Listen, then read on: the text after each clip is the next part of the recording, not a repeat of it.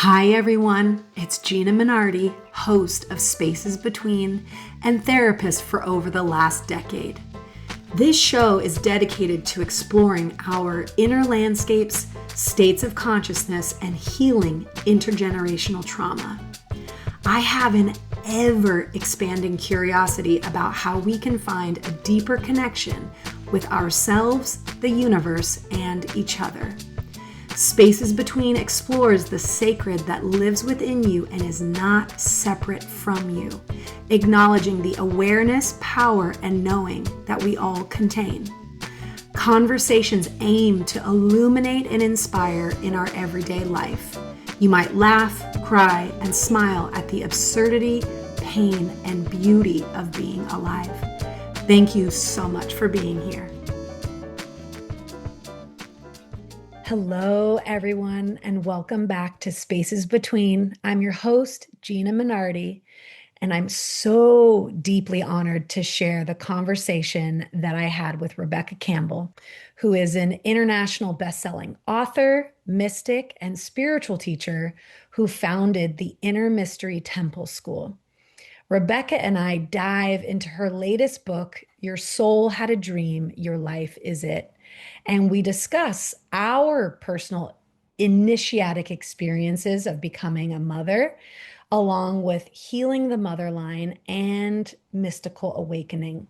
Rebecca and I continue to talk about how we are living in rebirthing times, but these are extremely uncomfortable times, dark times, where the Great Mother is asking all of us to wake up, heal ancestral trauma, and attune to the rhythm of the earth.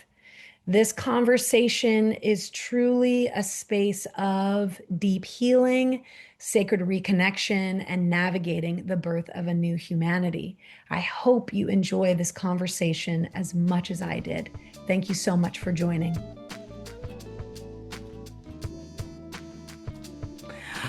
Hi, I'm sitting down today with Rebecca Campbell. Thank you so much for being here today. It is such an honor. How are you?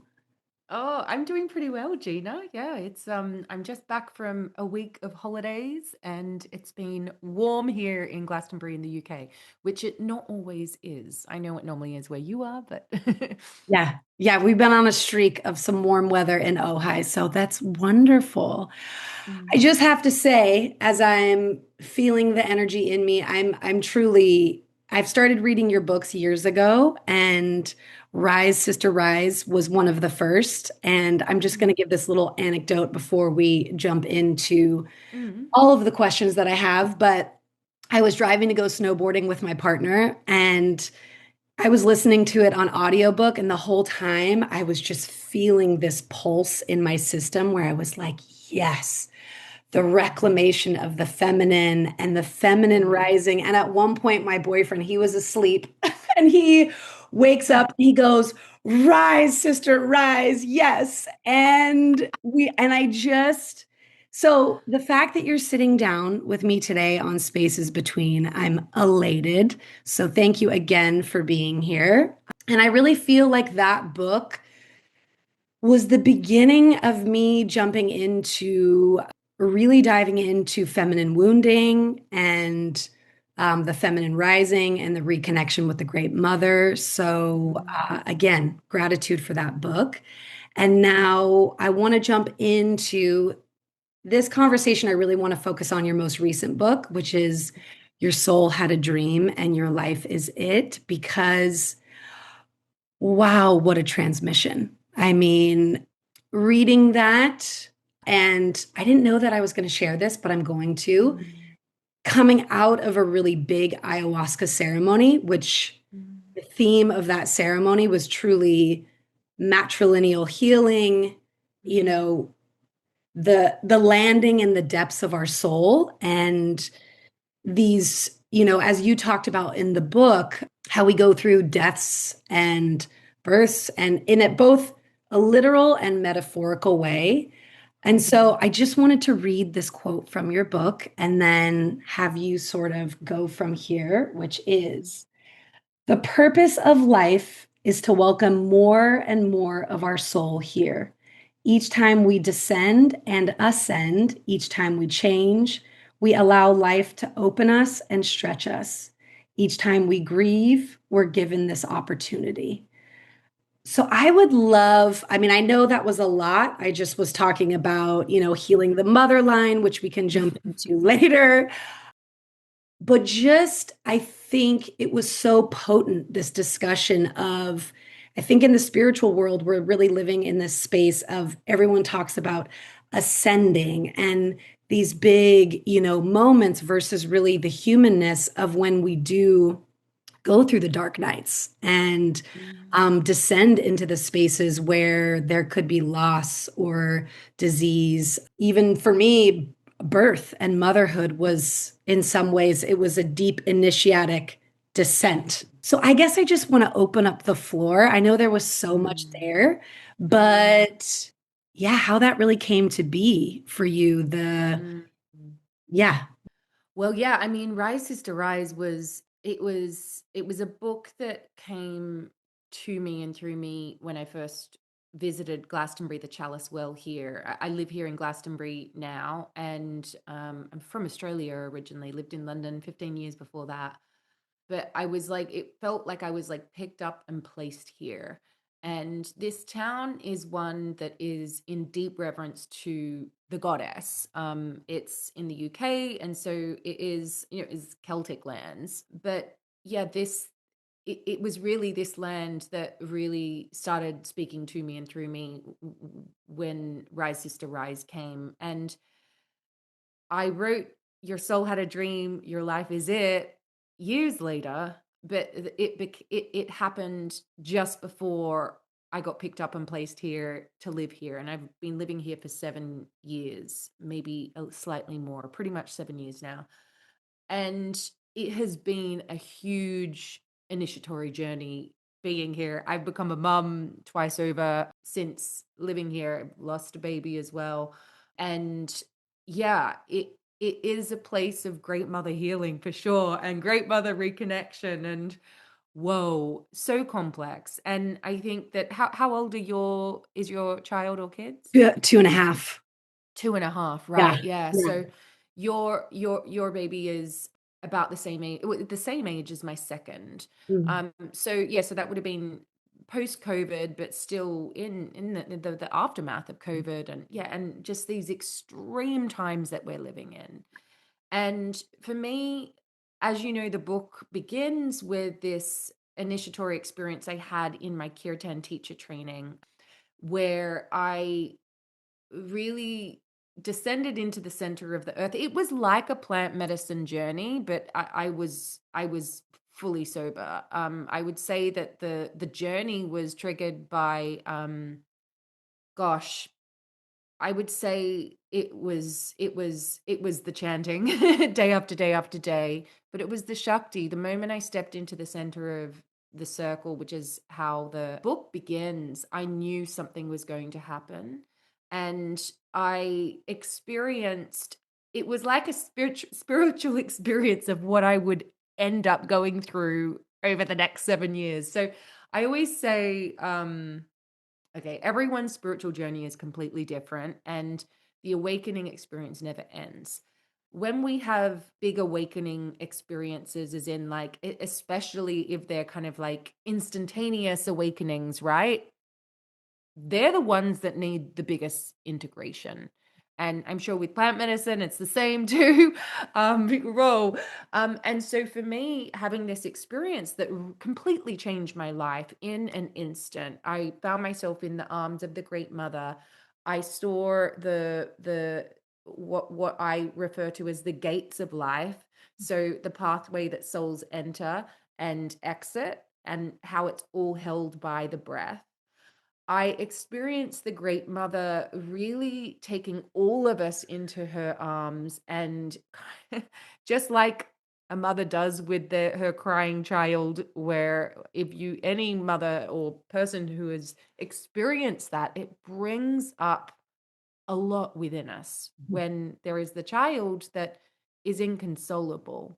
And I have a theory about that, in that I think why it triggers us so much when we hear a baby crying. Particularly, it might be on you. I observed it the other day, like on a busy train, and you could see different people getting really triggered. And I saw for the first time, ah, this isn't actually about the annoying noise. This is about the cellular memory of when our needs weren't met as a child, or our own mothers or fathers or grandmothers or whoever's inability to hold and regulate because no one was able to do that for them. And this was what I experienced in this mystical experience of her going, I know how difficult this experience of life can be. And it's also so sweet. Don't close your heart off to the pain, to the grief, to the agony, because if you do, you'll close yourself off to the sweetness and the joy and the ecstasy as well. And it was the most sensual, sweetest, powerful, potent experience of my life. I didn't really, I told a couple of people in my life, but I couldn't, words couldn't express what that experience was to me. Mhm. It began to transmit through my work for sure when I was leading groups, but finding the words to explain was impossible. And so this book, Your Soul Had a Dream, Your Life Is It, then was like, I had no idea what the book was about. Normally, I know exactly what I'm writing about. I channel for sure, but like I know who it's for. I know the journey that we're going on because would have gone through it myself. Whereas this book, I was writing it as I was changing a lot. I wrote it through literally both of my kids being in my belly, going from, all the stages. I wrote it through miscarriage. I wrote it through postpartum. I wrote it through COVID. I wrote it through these extreme times that we have been living in where it's clear that there is a breaking down happening. It's clear that we are being hurdled awake to wake up, to keep our hearts open, to, in many, many cases, process the grief and rage and so much more that has been stored in our cells through our ancestral lines. But also in doing so, and I've seen it happen in these ceremonies that I've been doing, particularly the Healing the Motherline ceremony, when we have this courage to properly clear, like process and name and feel and let it move through us, acknowledge what it has been dormant in the cells. And I think something like birth can open it and rattle it open. And I think it's a cellular thing. It freaking happened to me, and I sense it happened to you. Yeah. Um, but it can make you feel like you're going crazy because it's not just your own. But what happens when you have the courage and the gall to with it and through it and let it change you, we can then receive the blessings and the gifts and the prayers of our ancestors as well. And it's a really challenging thing because when we're going through it, it can feel like we want to blame and be like, why didn't you hold me this way? Or why am I dealing with what you've not been able to deal with however many generations back, right? Or why am I the only one in the line doing the work? Oh, but and part of feeling that is part of the process, right? But there is a way through it. Mhm. Yeah. Yeah. And even still, I really struggle to find the precise words Mm. to describe what that experience was. But it was definitely a transmission, and it's still I'm still teaching me like every single day. Ugh. I mean, I feel emotional even when you Mm, share and the energy with that because I think yeah, integrating that information and becoming a mother for me, it, for lack of better words, blasted me open. I mean, it mm, was, I've had many, I think, initiatic experiences in my life, watching my mom take her last breath when I was 17, mm, being with that. mhm, I got really sick in the pandemic, couldn't breathe for 7 weeks. It was all these, you're talking about these really big events. And then But motherhood was this deep initiation into really reconnecting and healing my, you know, with the mother line and with the great mother. Mm, And to your point, I mean, there was part of me, and that's really what sort of brought me to start working with plant medicine because as mm, a therapist, I always say in my podcast, I don't think plant medicine is for everybody. I think you need to feel called. But I just knew for my son, I needed to go deeper. And mm, there was so much, as you spoke of, everybody on the train being sort of rattled by the crying and it going back to these generations and generations of mothers who were under resourced, under supported, not valued, overwhelmed. And then when you experience that in your own body and system, becoming a mom, and also simultaneously being so broken open to this love and the vulnerability of a love that is so big. I mean, I had moments with mm, my son where I won't forget this. I would sit in front of the fire.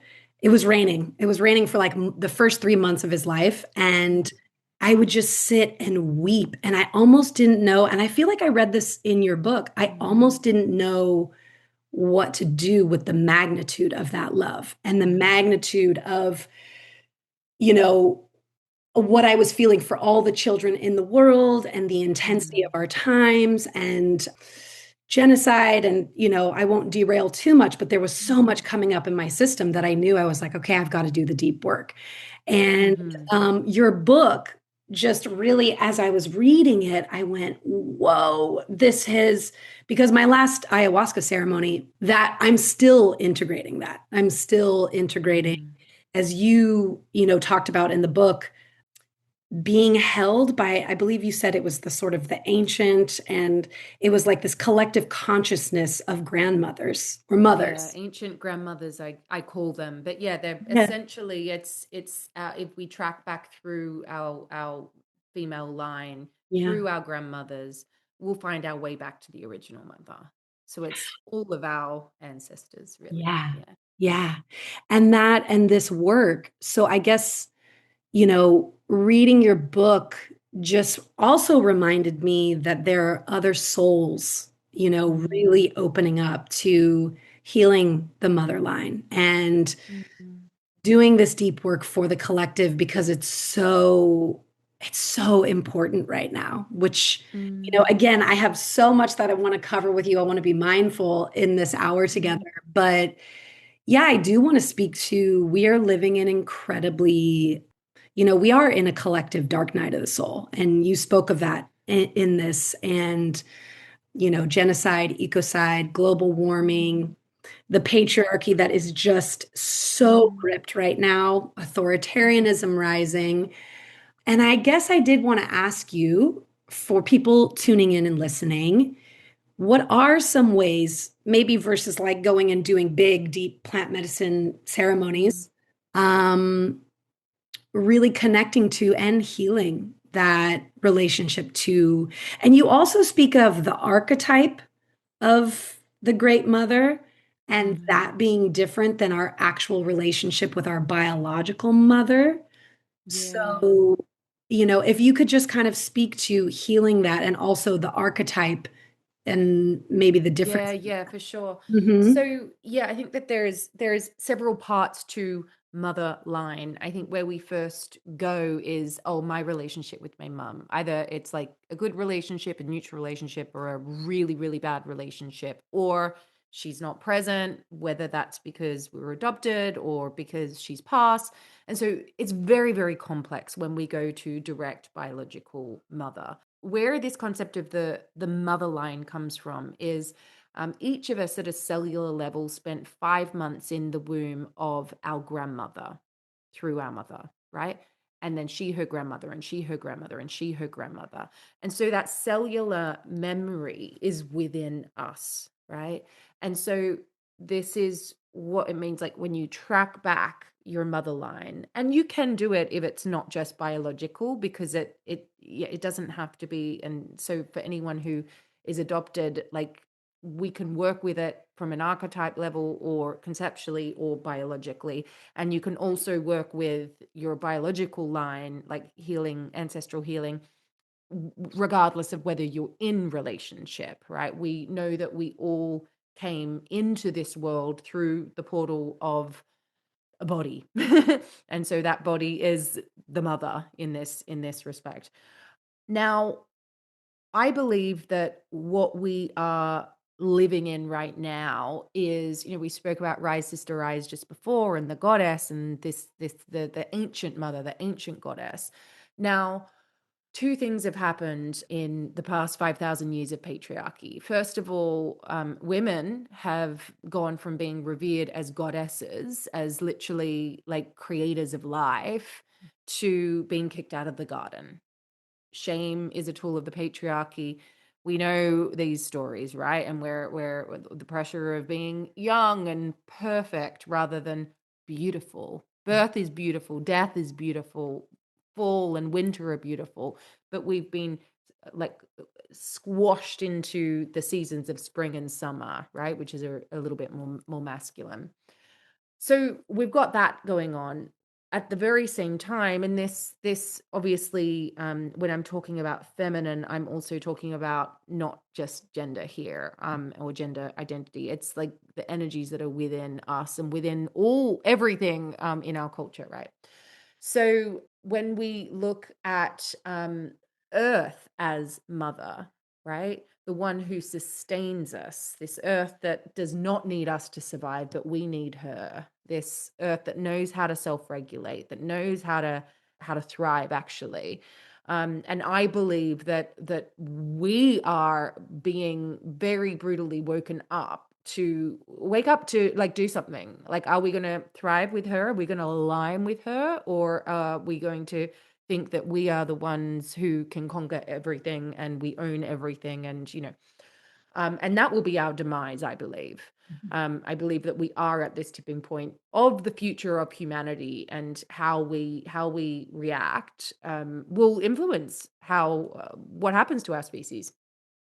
Now, we have, over the past 5,000 years in particular, been severed from that connection to the earth as mother, earth as goddess, right? To see that we're separate from it, we're not part of nature, that nature's ours to conquer. Whereas actually, so we're looking to the sky, to a man in the sky for the sacred. But the sacred's already here. It's in the plants, the trees, the flowers, the waters. It's like we all gestated in the waters of a womb. We did. We did. And somehow this is the intelligence that exists within all of us, and we're mainly water ourselves. And you touched on it before, this moment that I had that sounds like you had as well, which is both absolutely incredible and absolutely brutally tragic all at once. And I think that kind of describes what motherhood is. um, it's incredible and so challenging all together, right? Yeah, yeah. And because I'm going to segue a little bit, but Mhm. with the archetype of mother as well, every mother is set up to fail in our society. So this is why it's more than about your individual relationship with your mother, and whether that was good or bad or ordinary or amazing, um because we're just looking, because we're being starved of the great mother as an archetype, the sacred, the feminine as an archetype, as like in many different embodiments. We've got basically one or two in the West, archetypes of the feminine that we are pushed into. And so then we project everything onto this one individual. And it's just not fair, you know? And it's complex, because also, if we are living in a society like that, and perhaps our biological mother hasn't been able to meet us because she's not been resourced enough to do that, right? In my shamanic training, we part of our training was to create an altar, like a portable altar in Mesa. And you collect different stones and various things from your teacher, and you kind of wrap it up in these beautiful cloth, right? And everyone was getting this cloth from where our teacher was from, and they were bringing it, and I was like, there's something about it that I was like not quite sure about. I couldn't quite find the right one for me, and I kept on dreaming about it. So I asked my teacher, and they were like, oh, well, here's what the cloth represents. Traditionally, the shaman would use their baby blanket as the cloth because it symbolizes the initiation, the individuation from the biological mother and father to the great mother and great father, father sky, mother earth, right? So you're no longer kind of expecting one individual to, like, you're individuating from it, right? And to me, that was just so moving, so moving. And I think that we are, as a society, hungry for the feminine, hungry, like we're satiated and we're trying to get that quench filled. But the sacred is right here, right in front of us. It's within us. And this is what I where I was going to go just before, when I was saying, I can tell you've experienced this as well. And this was probably the most life-changing moment, which I wrote about in the book, when I had my friend Binny Dansby, who she teaches like midwives, and she does conscious birth blueprints and all that kind of stuff. And she's a woman in her mid 80s. And she's actually who we both did plant medicine together. We held space for each other, which is a whole nother story. But she came to visit after I had my son, and she kept on saying as I entered the room, here comes the goddess. And I would just, like, scoff and just be like, yeah, not really. Like, I don't feel like a goddess. Like, stop saying that. But every time I entered the room, she would say it, and she'd kind of like nod towards my son, as in, like, look how much he loves you.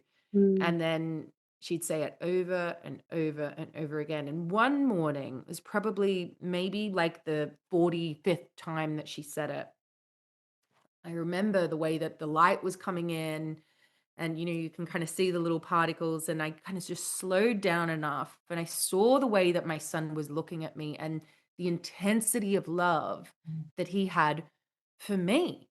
And I saw that he wasn't looking at me like I was like a goddess. He was looking at me like I was the goddess, creator of life, and all of the love that he entered this planet with. And I had the cellular memory of all of the love that I came in with. And I could feel my heart. I'm like, I don't know if it's possible for one person to contain this amount of love. And then I was like, oh my gosh, if I can't, and I'm like, all I want to do is that, and I'm very consciously trying to do that. Of course, my love, all of that gallon megawatt of love that we all come in with could not be fully received. And it's like, is this the wound that we've got? And how we in our society look towards one person to contain all of that. And of course, there's other roles or whatever, but I think there was something in the feminine, the one woman having to be the goddess. I don't know. It ripped me apart, really. It made me, but in that way that love brings up anything unlike it. Yeah. Sounds like you had the same experience.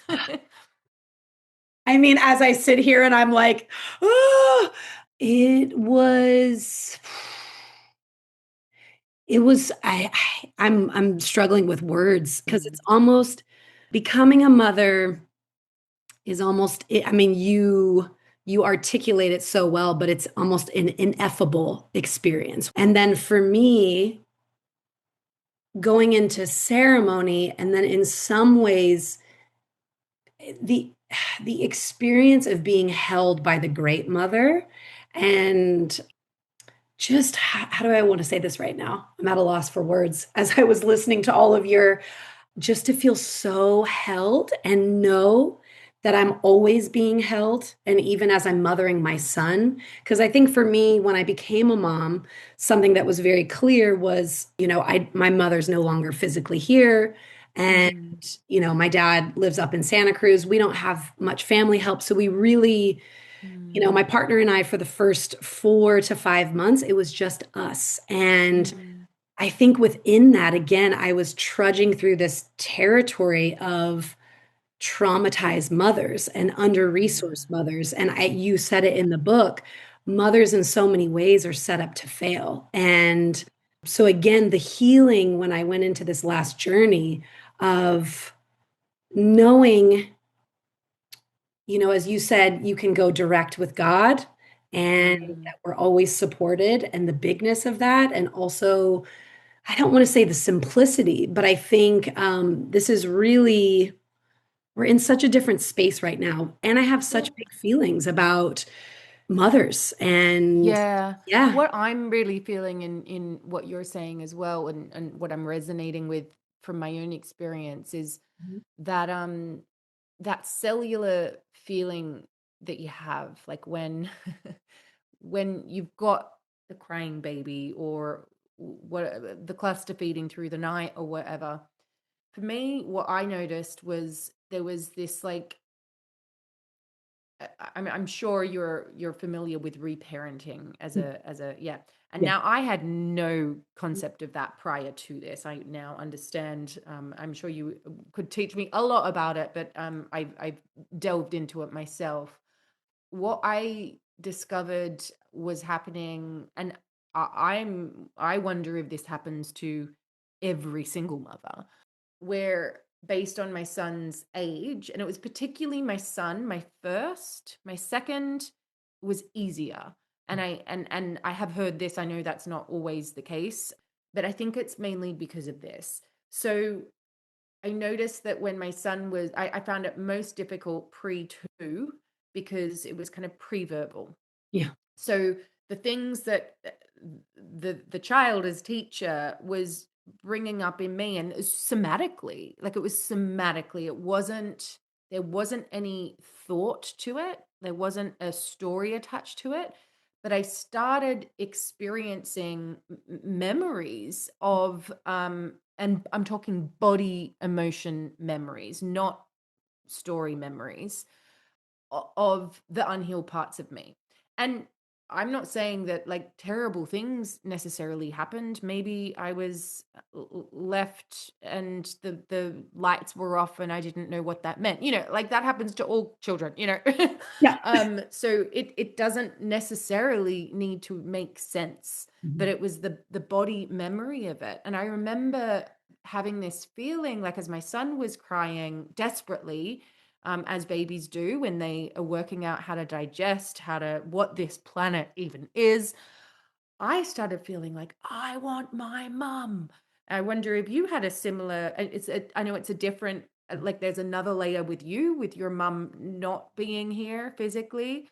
For me, my because of COVID, my mum, the borders were shut, so there was this huge separation, complete other side of the world, and then the mother country like shutting it down because I was grew up in Australia, all my family's there. So I think that I think this happens way more commonly than we think. And it's so hard to put into words because it doesn't necessarily make sense. And this is why for me, I'd gone at it from all different angles, and I'd done a lot of different work to help move that and process that. But the thing that I noticed, there was this loop that my brain was doing, like it was just going round and round, and I could have I could bring reason to it, like I could have like coached myself out of it, or like I it wasn't a mental thing, it was a body memory thing. Mhm. And when I did psilocybin, that that changed it. And I think it was because I had looked at it at all. I'd gone at it at every single angle. And then when I was on the plant medicine journey, what happened in that, and I went in very, very clear with what I wanted to move through.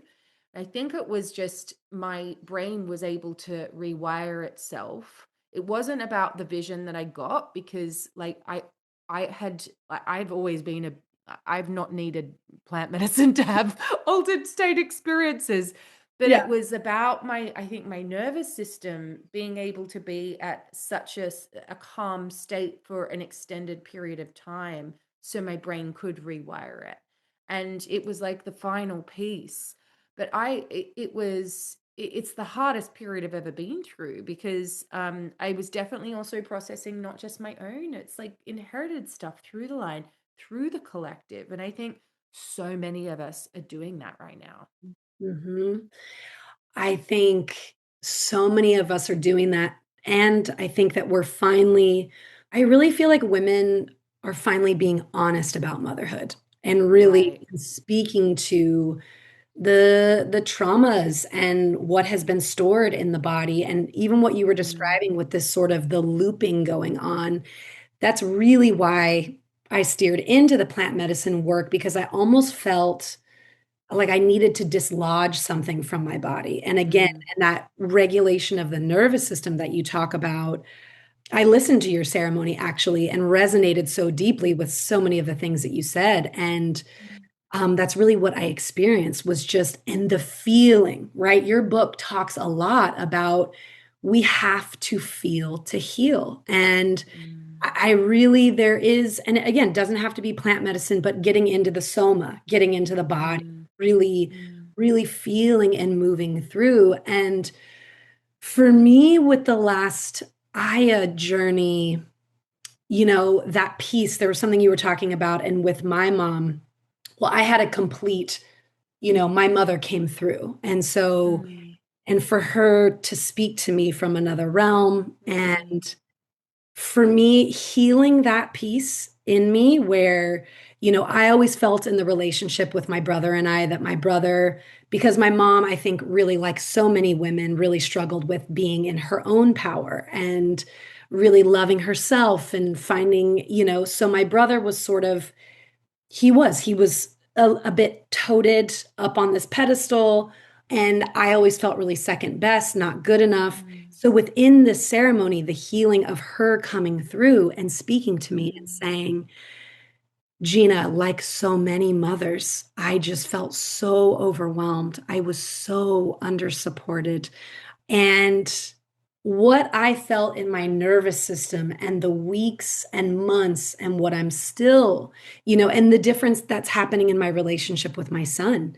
My son, I think, really noticed the shift in me and the shift in my nervous system, and healing these parts of me that in some ways, I don't want to say before I was projecting onto him, but maybe. I mean, it was just mm, so yeah, I just guess I want to say to all of this work, it's really the ripple effect is real. And mm, I see that. And I don't know if you've seen that in your own life with your children. mm. Yeah, I mean, I feel like my daughter definitely has a completely different mum to my son did in those early years, for sure. I'm sure that's the true for every single child who of more than one sibling.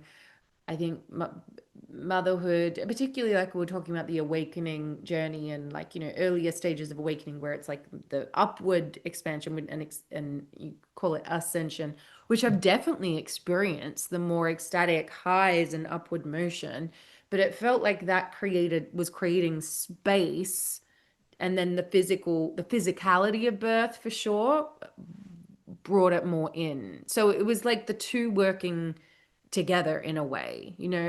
I think what I see happening so much, I mean, particularly online, it's like, oh, it's all about the descent, or oh, it's all about, everything's so polarized right now. It's one Yeah. or the other. But and that it's just like, oh, I had it so wrong because I was all about ascension. And no, whereas I just think they're just different phases of our journey. Yeah. Mhm. Oh, yeah. And I think being able to truly embrace and integrate our shadow, which Mm, again, I think speaks to the polarization that we're seeing right now, that mm, we're in such a space collectively where we're othering, right? mm, It's the other person, it's the enemy, but really looking within and really looking at, mm, well, what do I need to heal in myself that is maybe the judgment, lack of forgiveness, separation, which again, so I could go two ways with this. Something you really talk about in the book that I think speaks such, I mean, like high volume. We're really in this space where I think the healing is going to come from when we realize that we are sacred and that God is within, and the mm, merging that you talk about of heaven and earth. So I look mm, at it from that space, and then also the space of really doing the deep healing work in this time that we're collectively being asked to, 2020 and the pandemic felt like this sort of huge purge, and we're mm, continuing to purge and we're continuing to release. And I did mm, want to ask you, for those of us, I think many people are kind of holding on or in a fear space while we're in this birthing contractions. It's uncomfortable, right? It's almost like mm, feeling like you're in the dark, whether it's a hospital room or, giving birth at home. How we can all stay with the the upheaval, the pain, the trauma, the war? I mean, I know that's a really big question, but mm, what you think on an individual level, because I'm just going to speak mm, for myself. I think sometimes I feel like, oh, I'm just in this privileged space of, I should be doing more and I should be more socially active. And, mm. and yes, I protest and do the things, but what do you think we all should be really anchoring in as individuals as we are going through these kind of tidal waves Mm. collectively?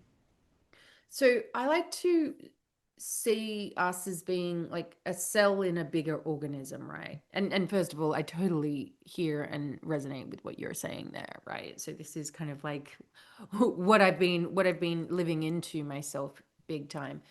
Um, but because we have been raised to be so individual rather than properly part of a collective community or organism, really, like part of nature itself, we have this tendency to feel like, oh, it's on me. I need to do more, right? And in some cases that is true, but it's not on one individual. And I think that we also look at what everyone is projecting onto us and project everyone's shadow is projecting onto everyone else. So there's a lot of shame, which is a tool of the patriarchy. There's a lot of guilt, which is also a tool of the patriarchy. So we have to remember that we are part of that greater whole. And the guidance I've been receiving, like literally, I've asked this question over and over and over again for literally the past 9 years. And I get the same thing over and over again, which is we each hold a thread for the healing of humanity. Do not underestimate the one that you're holding, right? So Mm, we're not all meant to be doing the same thing, right? And, we know what it's like being a busy mum who has a crying baby, and you can feel the world crying out as well. Like, tend to your child, tend to what is right in front of you. Don't cut off from what is right in front of you because you feel like you should be someplace else. So I think that the first of all, it's like developing, my response to it is developing a relationship with the intelligent sacred pulse within, right, which is connected to the all of nature, the coming and going of the tides, the spinning of the whole planet. Connect in with that. I call it your intuition, and say, what is the next right thing for me to do today? Right? How can I see the sacred that's all around me? How can I protect the sacred that's all around me? And for some, it might be like a big grand gesture and might be a huge, huge thing. But to others, it's like, it's what is the next step? Like how can I be kind to this person here? How can I see the soul within them? How can I make them a cup of tea? What's the next best thing for me to do? Yeah. Yeah. That's my only solution. I think I don't know because otherwise we're becoming hyper independent and trying to solve it on our own, you know? Hmm. And we're not meant to, Mm. really, yeah, we're not meant to at all. And I think Mm. I was even having this moment the other day. There are these hot springs behind my house, and there's a river. And you speak to this so much in the book, really slowing down and reestablishing our relationship to her. And I think, kind of feeling your own heartbeat and the pulse of what you're saying of life, of her. And Mm. I was hiking with a girlfriend and we were talking about how, some might think it's indulgent, but I actually think it's revolutionary. And I believe you even talk about it in the book of, these moments of really just connecting and slowing yourself down. That is a revolutionary act in these times. And I think in social media, there is, I mean, this could be a whole 5 hour conversation, but yeah, I think it is really tending to your family, tending to your healing. And of course, there are different souls who I think are really here to kind of be on, I guess, the front lines, as we can say. And, Mm. Greta Thunberg is a wonderful example Mm. of a soul who is just, she is out there and she is, really fighting the good fight. But Mm. for all of us, it might be as simple as finding some space and some silence and learning to regulate your nervous system. So I just felt that was so potent. I just am going to say to everybody listening, your book truly, I don't know if manifesto is the right word, but I really feel that it's a guide for these times. It really, so yeah, thank Thank you, you. Gina. Yeah, thank you. Thank you. I want to be very mindful of your time, and I just have a few questions. They're kind of my rapid fire questions, Mm. and you can answer them as quickly or take as much time as you need. But what is something, someone, or one of your guides, what has been said to you that you think has just really changed the trajectory of your life? Mm.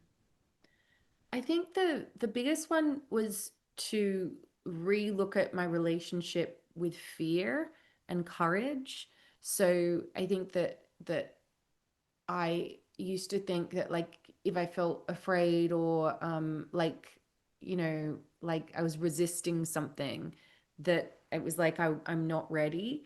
But then I realized that sometimes like resistance is or our fears can be gatekeepers to our gifts, you know? So that's definitely something that really early on really changed things for me. Yeah. Amazing and so true. I mean, that's a deep, yes, deep truth. Okay, second question. What do you think happens after we die, after death? Mm. I believe the soul goes on. I think there's many places beyond just here, though. Some of Mhm, us come back here, but yeah, I think that there's many other places for us to go. absolutely. And I mean, from what I've read, you've seen some of these places? Yeah, I've had a couple of experiences. Okay. Um, and lastly, I want you to give everybody in the audience a place to find you. Mhm. If you have any upcoming courses or, yeah, anything that you Yeah, for want to share. sure. Hmm. Yeah, so I'm at rebeccacampbell.me. That's my website. I'm on Instagram, Rebecca Campbell underscore author, and YouTube under my name. And yeah, what else? All of my books are on Amazon and bookstores and stuff. I also create Oracle decks, and I'd say my biggest training is my Inner Temple Mystery School training. Okay. All right. Mhm. Thank you. Thank you. Thank you Thank you so so much, much for Gina. being It's been here. great. Yes. Yeah. Mm. Thank you. Bye. Hi, friends. If you have been enjoying Spaces Between, please take a moment to subscribe, and leaving a review is the cherry on top. Thank you so much, and I look forward to connecting with you next week.